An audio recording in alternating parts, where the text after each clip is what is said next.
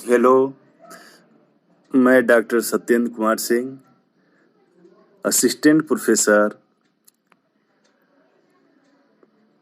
Political science, DAV PG college Siwan, आप सबका हार्दिक स्वागत करता हूं। आज हम लोग PG human rights under international law paper के अंतर्गत जो पॉइंट है आज का, institutionalisation of human rights under the United Nations, इसके बारे में अध्ययन करेंगे।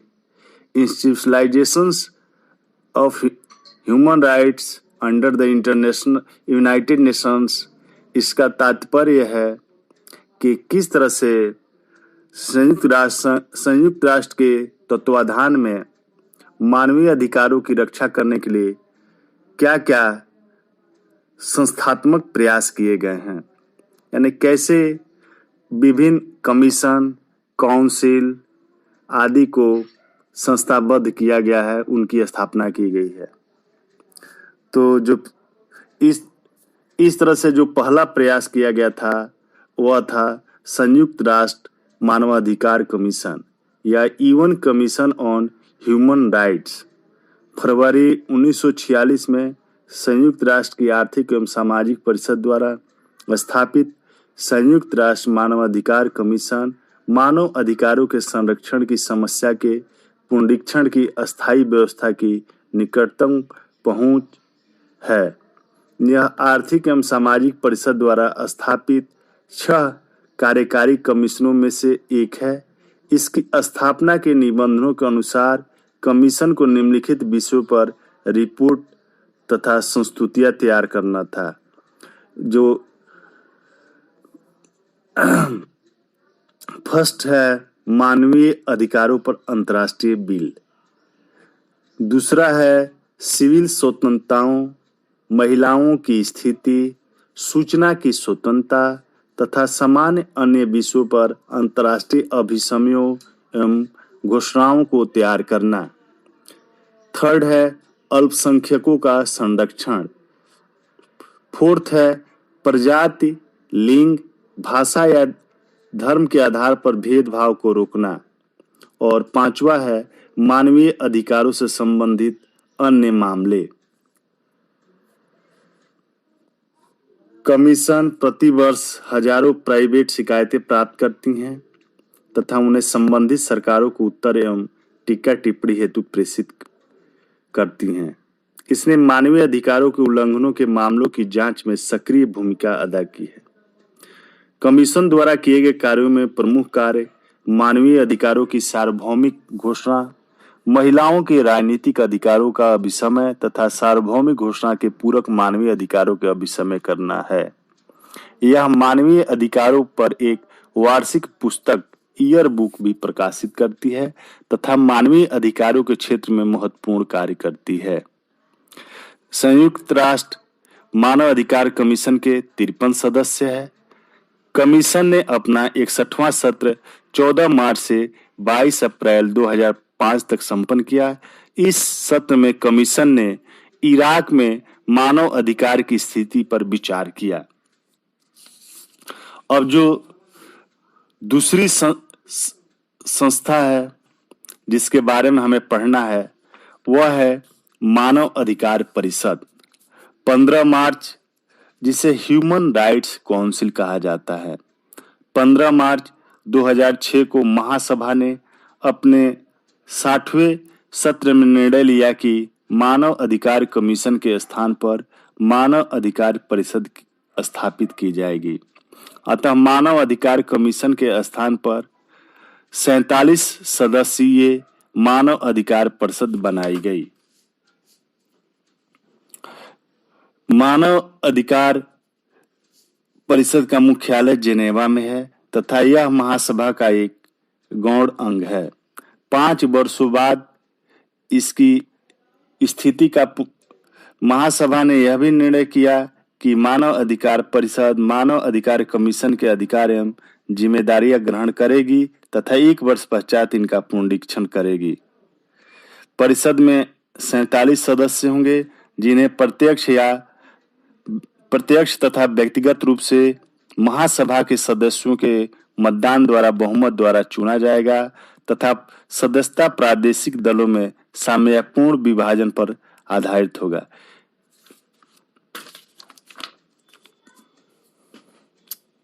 दल के सदस्यों का कार्यकाल 3 वर्ष होगा तथा 2 बार लगातार चुने जाने के पश्चात वे निर्वाचन योग्य नहीं होंगे। परिषद की सदस्यता संयुक्त राष्ट्र के सदस्यों के लिए खुली है। परिषद के सदस्यों को चुनते समय संयुक्त राष्ट्र के सदस्य अभ्यर्थी के मानव अधिकार के प्रोन्नति एवं संरक्षण के लिए योगदान तथा उनके स्वेच्छा से संकल्प एवं प्रतिबद्धता को ध्यान में रखेंगे। महासभा विद्यमान एवं मतदान करते हुए सदस्यों के 2/3 या 2/3 बहुमत से परिषद के ऐसे सदस्य के अधिकारों को निलंबित कर सकती है जो मानव अधिकारों का खुलेआम एवं सोचे समझे तरीके से उल्लंघन करते हैं। महासभा में उक्त प्रस्ताव में यह भी निर्णय लिया कि परिषद पूरे वर्ष नियमित रूप से चलेगी तथा प्रत्येक वर्ष मुख्य सत्र समेत जिसका दौरान 10 सप्ताह से कम नहीं होगा, कम से कम 3 सत्र होंगे। इसके अतिरिक्त किसी सदस्य द्वारा जिसे परिषद के 1/3 या 1/3 सदस्यों का समर्थन हो, परिषद का विशेष सत्र बुलाया जा सकता है।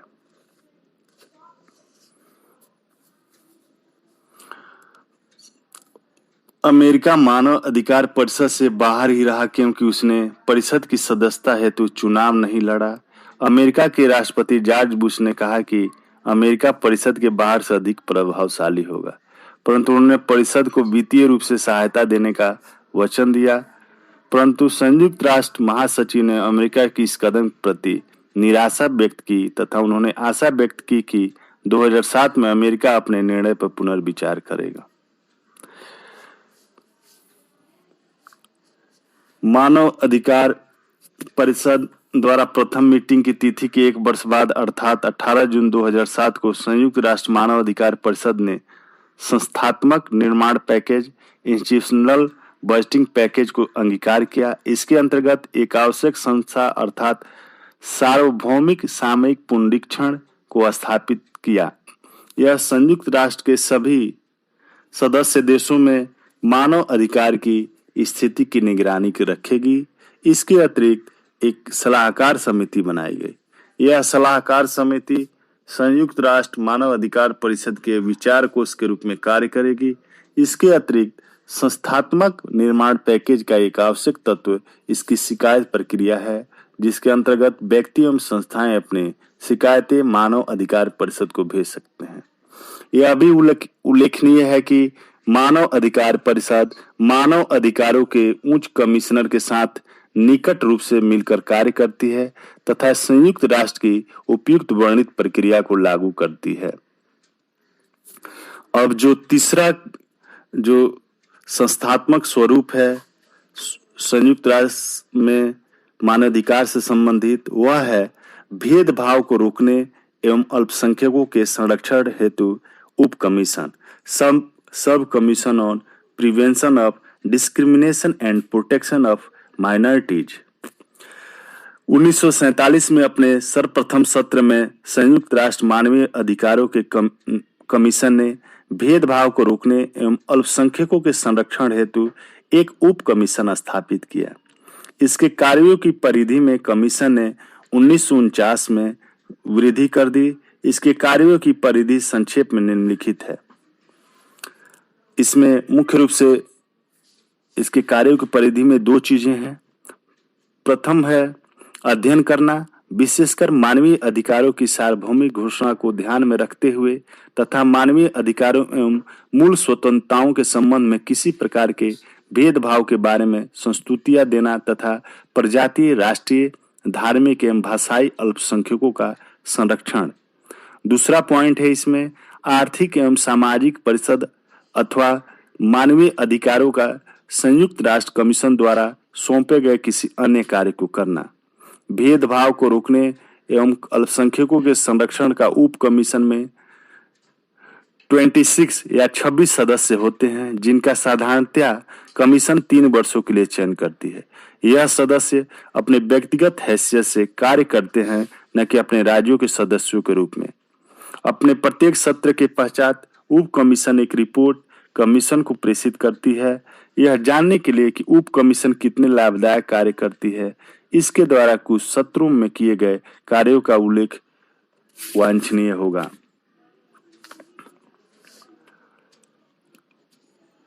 जब मानव अधिकार परिषद ने कमीशन का स्थान 2006 में ग्रहण किया, मानव अधिकार परिषद ने भेदभाव को रोकने एवं अल्पसंख्यकों के संरक्षण हेतु उप कमीशन का कार्यकाल 1 वर्ष तक बढ़ा दिया। परंतु इस उप कमीशन ने अपनी अंतिम मीटिंग अगस्त 2006 में की। अपने अंतिम मीटिंग में उप कमीशन ने संस्तुति दी कि मानव अधिकार परिषद को सलाह देने के लिए एक मानव अधिकार समिति की स्थापना की जाए।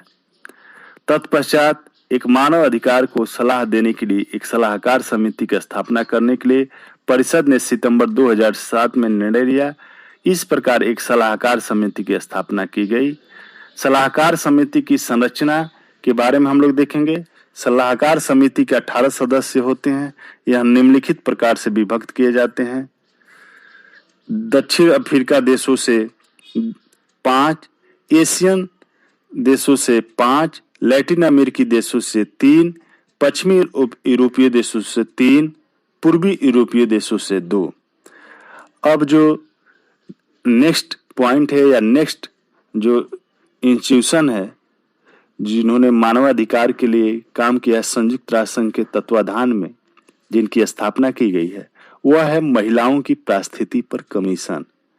Commission on the status of women 1946 में आर्थिक एवं सामाजिक परिषद द्वारा स्थापित महिलाओं की परिस्थिति पर कमीशन परिषद की एक कार्यकारी परिषद है।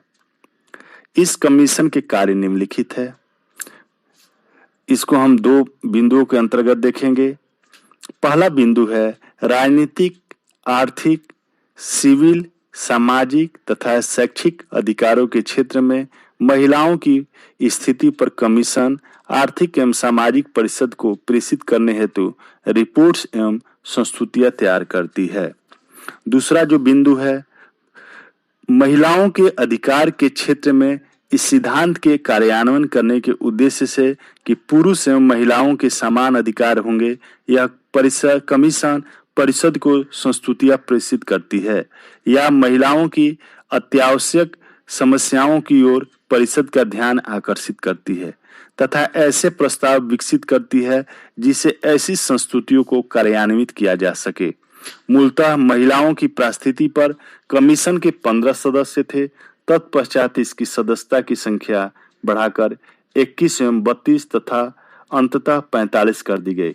इस प्रकार अब कमीशन में 45 सदस्य हैं, जिनका निर्वाचन आर्थिक एवं सामाजिक परिषद 3 वर्षों के कार्यकाल के लिए करती है। परिषद के प्रति वर्ष 3 सप्ताह के 2 सत्र होते हैं। मानवीय अधिकारों का संयुक्त राष्ट्र कमीशन की भांति महिलाओं की स्थिति पर कमीशन अपने प्रस्ताव स्वयं पारित करता है तथा आर्थिक एवं सामाजिक परिषद द्वारा स्वीकार या अंगीकार किए जाने हेतु प्रारूप प्रस्ताव में घोषणाओं की संस्तुति करता है। प्रत्येक सत्र के पश्चात कमीशन परिषद को रिपोर्ट प्रेषित करता है। अगला जो हमारा पॉइंट है जिसको संस्थाबद्ध किया गया है संयुक्त राष्ट्र संघ के तत्वाधान में, वह है मानव अधिकारों का संयुक्त राष्ट्र commissioner, UN commissioner for human rights. 20 दिसंबर 1993 को एक प्रस्ताव द्वारा एक महत्वपूर्ण निर्णय में संयुक्त राष्ट्र महासभा ने मानव अधिकारों के संयुक्त राष्ट्र उच्च कमिश्नर के पद का सृजन किया। यह निर्णय मानवीय अधिकारों के क्षेत्र में संयुक्त राष्ट्र के कार्यों में एक महत्वपूर्ण स्थान रखता है। उच्च कमिश्नर को महासचिव द्वारा महासभा के अनुमोदन पर 4 वर्षों की अवधि हेतु नियुक्त किया जाता है। उच्च कमिश्नर कमीशन को वार्षिक रिपोर्ट प्रेषित करता है तथा आर्थिक एवं सामाजिक परिषद के माध्यम से ऐसी ही वार्षिक रिपोर्ट उच्च कमिश्नर महासभा को प्रेषित करता है। उच्च कमिश्नर का मुख्य कार्यालय जिनेवा में तथा एक शाखा न्यूयॉर्क में है। उच्च कमिश्नर का पद सृजित करते समय महासभा ने अपने प्रस्ताव में स्पष्ट किया था कि उच्च कमिश्नर निष्पक्ष अपने कार्य, विषय वस्तु तथा गैर चयनात्मक रूप से करेगा तथा इस पद पर आसीन होने वाले व्यक्ति उच्च नैतिक प्रतिष्ठा एवं व्यक्तिगत निष्ठा वाले होने चाहिए एवं उन्हें मानवीय अधिकारों के क्षेत्र में विशेषज्ञता प्राप्त होनी चाहिए तथा उन्हें विभिन्न संस्कृतियों का ज्ञान होना चाहिए। महासचिव के निर्देशों के तथा प्राधिकार के अधीन उच्च कमिश्नर सिविल, राजनीतिक, सांस्कृतिक, आर्थिक एवं सामाजिक अधिकारों के विषय वस्तु, उपभोग की प्रोन्नति तथा संरक्षण करेगा तथा वर्तमान बाधाओं को हटाने तथा मानवीय अधिकारों की पूर्ण प्राप्ति की चुनौतियों को पूर्ण विश्व में दूर करने में, उल्लंघनों को रोकने में एक क्रियाशील भूमिका अदा करेगा। इस महत्वपूर्ण पद के सृजन काल को 2 मास के भीतर महासभा ने 14 फरवरी 1994 को सर्वसम्मति से जोस अयाला लासो के नाम का अनुमोदन कर दिया। जोस अयाला लासो इस पद पर आसीन होने के पूर्व इक्वेडोर के संयुक्त राष्ट्र में अपने देश के स्थायी प्रतिनिधि थे तथा इसके पूर्व वो अपने देश के विदेश मंत्री रह चुके थे। इस उच्च कमिश्नर के पद पर संयुक्त राष्ट्र का प्रति वर्ष $1.47 मिलियन खर्च होगा। उसका पद संयुक्त राष्ट्र के उप महासचिव के समान होगा। उच्च कमिश्नर की जिम्मेदारियों में निम्नलिखित सम्मिलित होगी। निम्नलिखित बिंदु है वो सम्मिलित होंगी। पहला बिंदु है मानवीय अधिकारों के तंत्र को सुदृढ़ एवं सुव्यवस्थित करना। दूसरा है मानवीय अधिकारों के लिए सम्मान सुनिश्चित करने हेतु सभी सरकारों से वार्ता करना। तीसरा है मानवीय अधिकारों के संबंध में पूर्ण संयुक्त राष्ट्र प्रणाली जिसमें संयुक्त राष्ट्र शिक्षा एवं लोक सूचना प्रोग्राम भी सम्मिलित है। मानवीय अधिकारों की प्रोन्नति एवं संरक्षण कार्यों आदि में समन्वय स्थापित करना। जो चौथा बिंदु है उच्च कमिश्नर की जिम्मेदारियों में वह है सभी सिविल, सांस्कृतिक, आर्थिक, राजनीतिक एवं सामाजिक अधिकारों की प्रोन्नति तथा उनके प्रभावशाली उपयोग को संरक्षित करना। पांचवा जो जिम्मेदारी है उनकी वह है मानवीय अधिकारों के केंद्र का पर्यवेक्षण या सुपरविजन करना। छठा बिंदु है सभी मानवीय अधिकारों की प्राप्ति में आने वाले वर्तमान बाधाओं को हटाना तथा चुनौतियों का सामना करने में एक सक्रिय भूमिका अदा करना। जो सातवां जिम्मेदारी है राज्यों की प्रार्थना पर उन्हें सलाहकारी सेवाएं एवं तकनीकी एवं आर्थिक सहायता देना तथा जो अंतिम बिंदु है 8वां बिंदु है वह है मानवीय अधिकारों की प्रोन्नति एवं संरक्षण के लिए अंतर्राष्ट्रीय सहयोग में वृद्धि के लिए कदम उठाना। मार्च 15, 2006 को मानव अधिकार परिषद ने मानव अधिकार कमीशन का स्थान ले लिया था। अतः मानव अधिकार परिषद की संरचना आदि का उल्लेख हम तो इसके बारे में अध्ययन कर चुके हैं। अब है मानव अधिकारों का जो नेक्स्ट जो इंस्टीट्यूशन है मानव अधिकारों का संयुक्त राष्ट्र केंद्र UN centre for human rights. मानव अधिकारों की कार्यवाहियों में समन्वय स्थापित करने के लिए मानव अधिकारों का केंद्र जिनेवा में स्थापित किया गया है। यह अध्ययन एवं रिपोर्ट तैयार करवाने तथा उन्हें प्रकाशित करवाने का कार्य करता है। यह राज्य सरकारों को सलाहकारी सेवाएं एवं तकनीकी सहायता देता है। इसका कार्य संयुक्त राष्ट्र मानव अधिकारों के कमीशन, उप कमीशन, मानव अधिकारों की समिति तथा भेदभाव को समाप्त करने की समिति आदि के लिए कर्मचारियों की व्यवस्था करना है। महासभा द्वारा अंगीकार या स्वीकार किए हुए मानवीय अधिकारों संबंधित प्रोग्रामों के कार्यान्वयन का भी पर्यवेक्षण यह केंद्र करता है।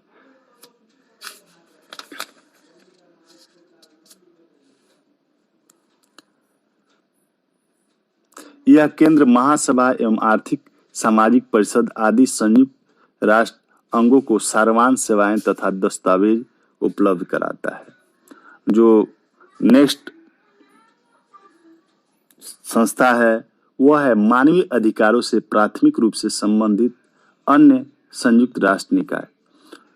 जो अभी तक हमने 6 संस्थाओं के बारे में अध्ययन किया है उसके अलावा संयुक्त राष्ट्र निकायों के अतिरिक्त मानवीय अधिकारों से प्राथमिक रूप से संबंधित अन्य निकाय भी हैं, जैसे 24 की उपनिवेश समाप्ति की विशेष समिति या special committee of 24 on decolonisation, जातीय भेदभाव के विरुद्ध विशेष समिति, अधिकृत क्षेत्रों की जनसंख्या के मानव अधिकारों को प्रभावित करने वाले इजरायली अभ्यासों की जांच करने हेतु विशेष समिति, फिलिस्तीन लोगों के असंक्रमणीय अधिकारों के उपयोग समिति, जातीय भेदभाव की समाप्ति पर समिति, मानवीय अधिकारों की समिति, शरणार्थियों के लिए संयुक्त राष्ट्र उच्च कमिश्नर या UN high commissioner for refugees, और इसी तरह से बहुत सारी समितियां हैं जो संयुक्त राष्ट्र संघ के तत्वाधान में काम करती हैं।